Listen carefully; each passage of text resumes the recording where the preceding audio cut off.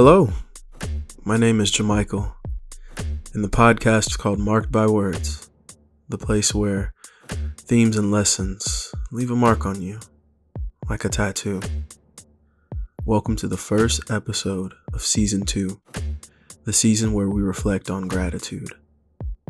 Today's episode is a retelling of a story that ties why gratitude is so important to me.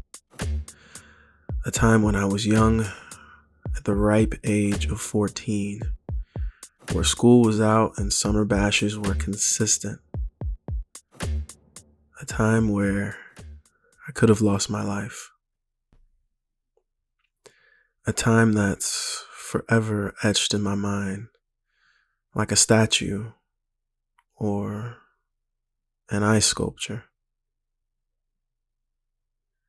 Trigger warning. This story does reference gun violence.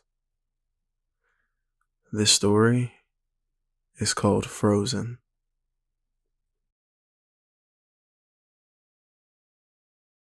The music was brought to a screeching halt, like a driver mashing their brakes in order to avoid a potential accident. And soon afterwards, the dancing bodies that surrounded me followed suit. Everyone looked confused and annoyed. I mean, why wouldn't they? This place wasn't supposed to close for another hour. From the top of my head to the soles of my feet, the feeling of disappointment overflowed as I began to accept the notion that my long-desired night of cutting a rug would be cut short. A quick glance turned into a long and concentrated stare when I saw everyone's hands in the air, swaying back and forth as if they were delicate tree branches being hurled around within the wind. A gesture that I forethought to join in on, until the waving of the hands was joined with obscure shouting. The crowd around me began to separate, helping me realize that what was about to occur was far from anything that could be perceived as lighthearted. Voices howled where they were from and the set they claimed. For a few moments, the back and forth amongst the crowd so rapidly rolled around me in such a way that it would make tornadoes seem like mere adolescence. My attention was that of a squirrel as a million things seemed to be happening at once. But the lights were soon turned on and a booming voice came through the speaker that caught everyone's attention. Hey, we're done. Everyone get out. Y'all ain't gonna be fighting in here. In what seemed like a hive mind effort, the crowd reluctantly walked toward the exit, as if taking our time to leave would somehow change the DJ's mind. I quickly found my friends within the crowd as we filtered out of the building into the parking lot. Scattered voices continued to float around, but with a much deeper sense of urgency. Something didn't feel right. My eyes met the size of a dozen men surrounding an SUV, circling the vehicle like a pack of wolves, waiting for the opportunity to attack the prey they've hunted for days. I began to hold my breath. Didn't even want the sound of my own breathing to get in the way of me hearing what might happen next. Simply put, I was scared, horrified, full of fear, and that fear only grew, knowing the guys inside the vehicle felt 1,000 times worse. It almost looked like they might have been sweating as well. I wanted to leave, run, walk, hell, even skip away, but my eyes being so focused on these men and a vehicle trying to avoid imminent danger, it left me frozen. And bearing witness to such intensity made me cold. My heart made an attempt to keep me warm as it beat harder and harder with each passing moment.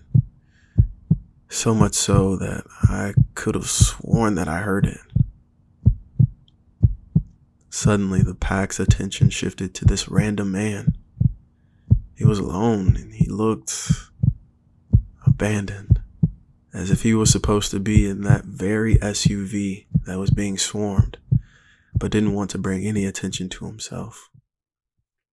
Well, it was too late. The horde quickly surrounded him. Their excitement was palpable.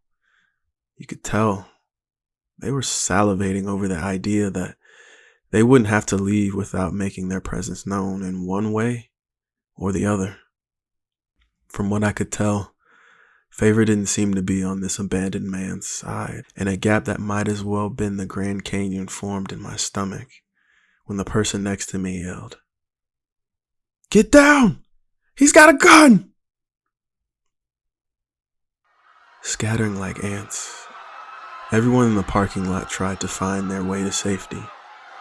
It was the definition of pandemonium. Slowly backpedaling from the crowd, the once abandoned man began to shoot aimlessly. He didn't seem to care who he hit. The only thing that mattered was his own safety, even if that meant emptying his entire clip. Mind racing, my panicked running was replaced for a need to find cover. Stumbling over myself, time seemed to slow down once I realized the gunman's eyes were fixated upon my particular direction.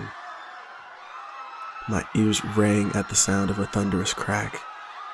Frozen with fear, my entire life began to flash right before my eyes. I felt sick. I felt weak.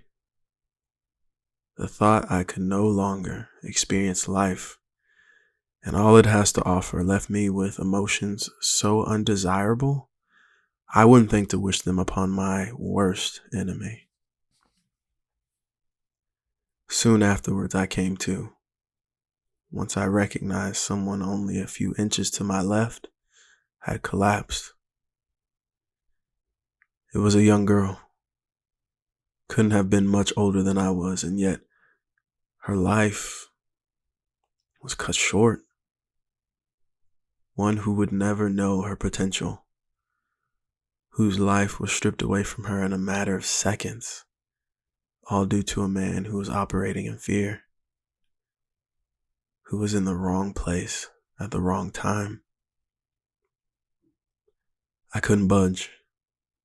A small group of people came to this young girl's aid and happened to ask me if I was okay. I couldn't form a single thought, let alone a sentence. Someone from the crowd turned the young lady onto her side. My eyes widened. That bullet, it could have hit me, I thought. A squadron of police arrived on the scene, trying to obtain the gunman. He began to run, shooting both at the officers trying to apprehend him and shooting in the air, like it was a personal sign of victory or something. But at the end of the day, nobody won. As I watched him fire shots into the air, a bunch of arms wrapped around me and carried me off.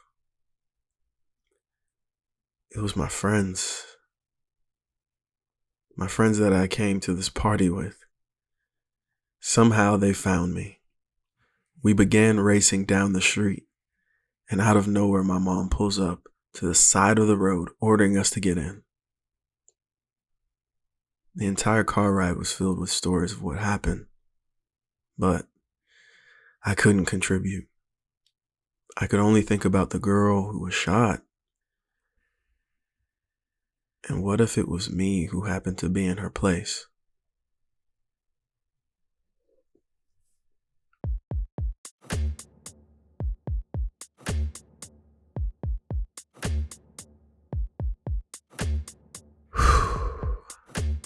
Wow.